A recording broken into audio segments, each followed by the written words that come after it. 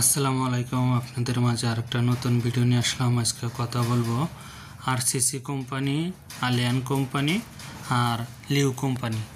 RCC কোম্পানিতে অনেক mason, carpenter, still fixer, স্কারফোল্ডিংয়ের লোক লাগতেছে। আপনারা যদি আসতে চান আসতে পারবেন। মালদ্বীপ স্কারফোল্ডিংয়ের বেতন ভালো।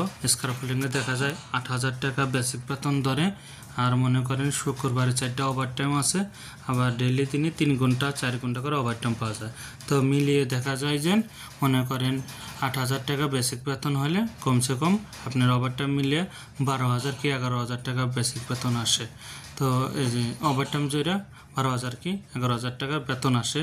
আপনারা যদি আসেন ভালো টাকা বেতন পাবেন। মালদ্বীপ এখনও মোটামুটি ভালো দেশ, কি প্রচুর গরম না, এক ঋতুর দেশ। বাংলাদেশের মিডিয়াম গরম যেটা ওইটাই গরম। তো আপনারা আসতে পারেন। মালদ্বীপ কিন্তু মোটামুটি ভালোই আছে, টাকার দিকেও ভালো, দেখা যায় অল্প টাকায় ভালো বেতন পাওয়া যায়।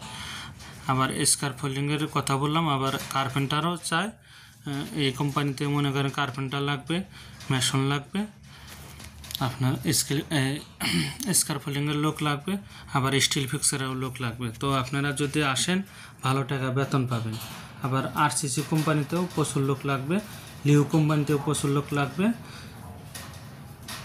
আলিয়ান কোম্পানিতেও লোক লাগবে। তো যে ভাইরাই আসতে চান মালদ্বীপ, আসতে পারলে এই কোম্পানিগুলোয় অনেক ভালো হবে। কী জন্য এই কোম্পানিগুলোয় ডাইরেক্ট কোম্পানি ভালো।